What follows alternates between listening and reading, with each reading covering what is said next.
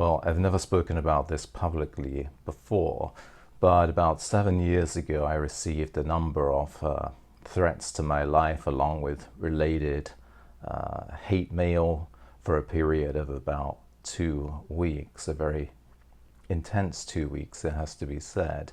Now, your reaction to that may be to feel sorry for me, to feel sympathy for me, and I would simply say don't, because it was a very eye-opening experience.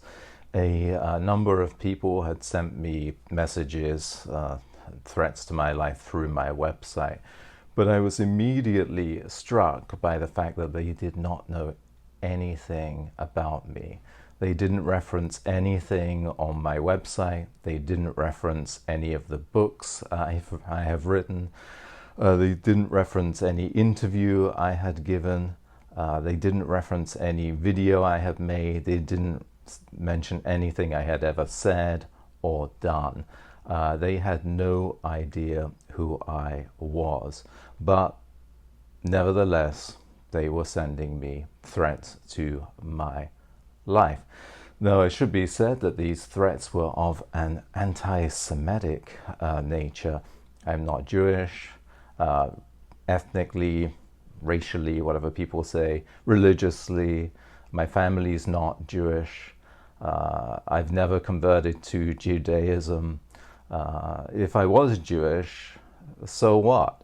But sending me anti-Semitic messages and all sorts of anti-Jewish hate is rather like sending me anti-Mormon hate or anti-Jain hate or anti-Taoist hate or anti-Chinese hate or anti-Russian hate or anti-African hate.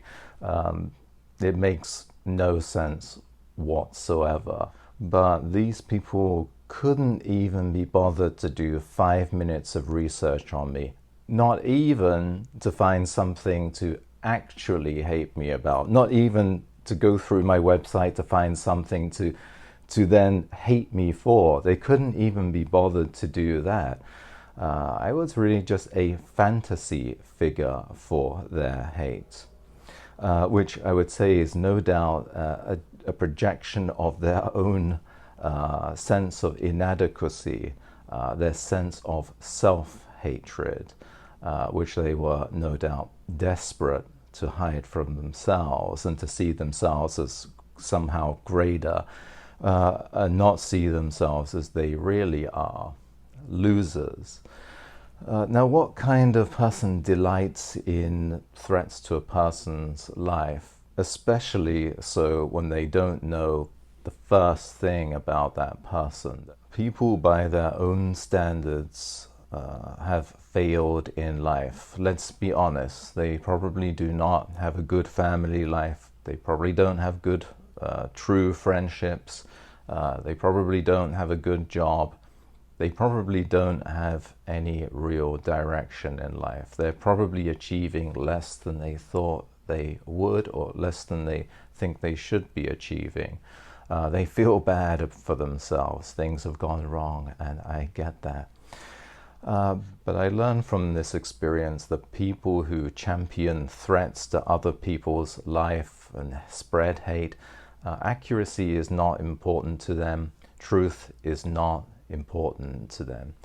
And facts and accuracy and truth do not matter to people who think they've got the world figured out. And that, no doubt, is the first step to hating.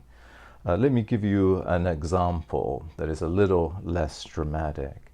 In an interview a few years ago, I mentioned a particular author.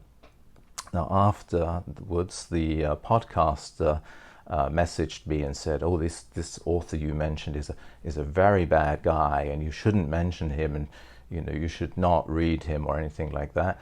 And as proof, he sent me an article about a YouTube video where this author had said something allegedly bad. Notice that he sent me an article about a YouTube video that he or anyone else could watch at any time, Why didn't he watch the video? Why didn't he make up his own mind? And why didn't the article include a link to the video with a time saying where this allegedly bad thing had been said? Well, clearly, because if we watched the video, we would realize that the quote was taken out of context. We would realize that the claim was basically a lie, and we wouldn't hate the author. No, we would be disgusted at the journalist, in quotes, for trying to trick us into hating another human being by taking something out of context. And only through taking something out of context could we hate this person, this author. The internet has allowed us to outsource our thinking so that we can have a target for our hate that isn't ourselves and isn't our own sense of inadequacy. The podcaster, in this case, literally sent me an article about a video that he could watch himself and make up his own mind, but he didn't want to. And apparently he wasn't embarrassed about outsourcing his thinking to a journalist or a blogger or a troll or a hater, or however that person might be best described. He wasn't embarrassed. He thought he was a clever person because he had read an article that expressed the right opinions, the correct opinions. But clever people don't outsource their thinking.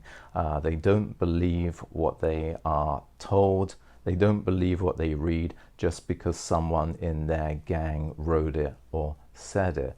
They don't read an article about what you should think of a YouTube video. They watch the video and they make up their own mind.